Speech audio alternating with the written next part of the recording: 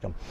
So yeah, my mom got in a fight with my teacher in 5th grade, so I ended up going to this other school, which was a blessing in disguise because I met some really cool people. It's like a rich private school for, I don't know how I got in because my parents didn't pay anything, I don't think.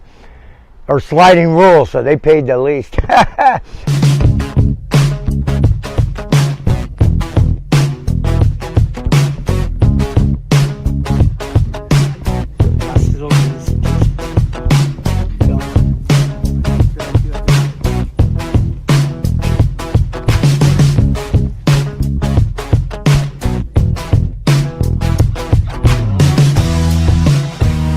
As I believe I stated previously in this particular interview, it's awkward for me because I'm just a regular guy.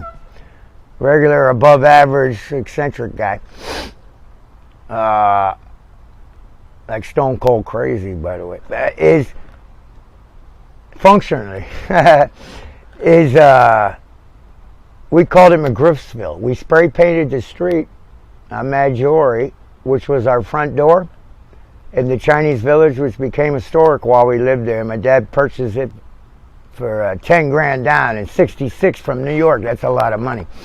And like I said, the palm trees went through 3 blights while we lived there. So different palm trees than the one my brother shimmied up when we got there.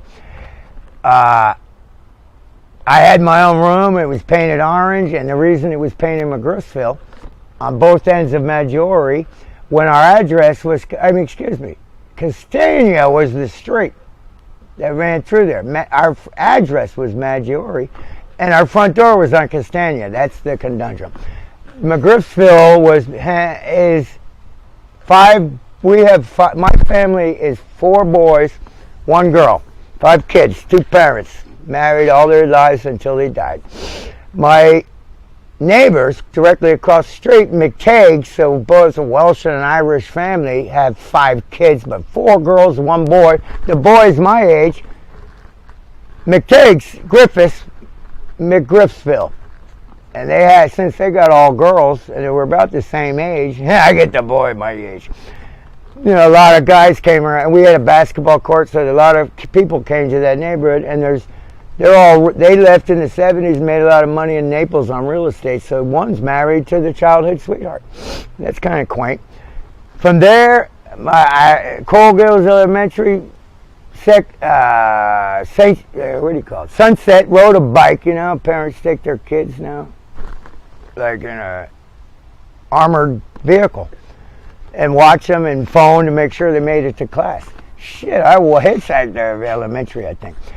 Smoke a joint before class. I was skipping in 5th grade. That's another story. And the guys that go to parochial schools all went to St. Hugh's. I go to Gables Public School, which is, you know, I say I'm growing up on the mean streets of Coral Gables. Our pretty boy gang was the great all-around people. Yeah, right. You know, I worked restaurants on weekends when I was 13 years old, so I got started young. That's another thing. These kids today, 15, and their parents still protect them. So yeah, my mom got in a fight with my teacher in 5th grade, so I ended up going to this other school, which was a blessing in disguise because I met some really cool people. It's like a rich private school for, I don't know how I got in because my parents didn't pay anything, I don't think. Or sliding rules, so they paid the least. Dearborn Corsairs. It was we were the first in Miami to have a glass basketball, and a rubber court. That's all they had though, and a snack bar. My brother used to go attend my classes for me. They didn't care. So yeah, that was like the 2 years, and the reason I say blessing in disguise, it was a who's who of big business in Miami, you know, like of major hotels, and I won't give you all the details, but major hotels, the Ritz-Carlton was the one dude, Budweiser we called him because his name was Budweiser. We had Miami Springs Villas, King Arthur's Court, where we had a Griffin stable with our coat of arms, the Griffin, the benevolent creature, my family coat of arms. With an eagle's head, a lion's body, and wings. But, so yeah, there a couple of years, ended up going to Gables. I skipped junior high, and that's when marijuana entered the picture. The summer before Ponce de Leon Junior High, which is located across from the University of Miami, which I went there too, but screwed it up. Coral Gables waterway. We would have coconut regatta.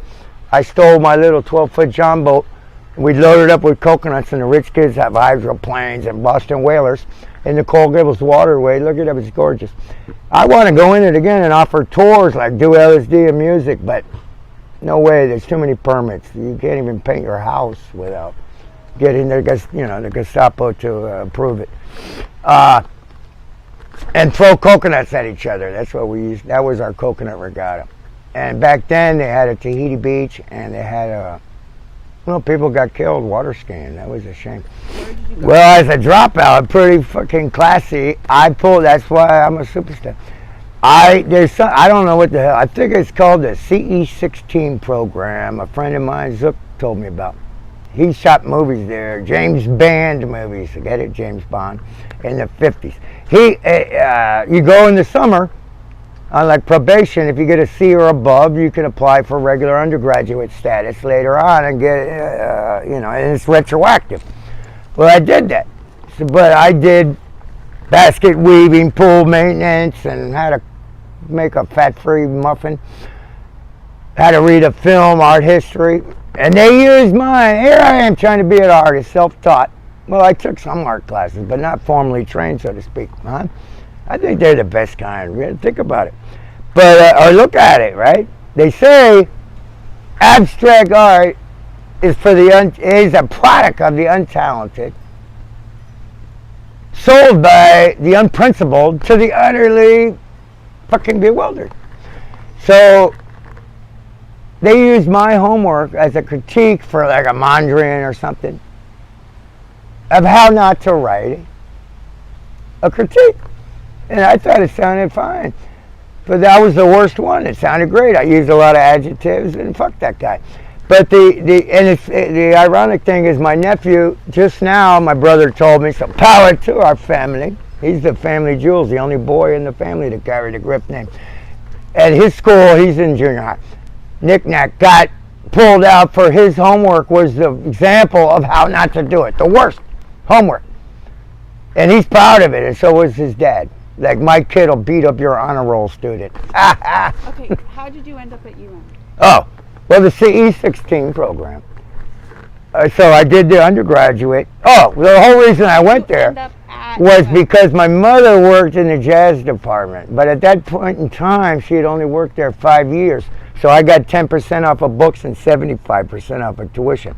But my brother's time, he got 100%. He stayed there 6 years, lived in the sculpture department.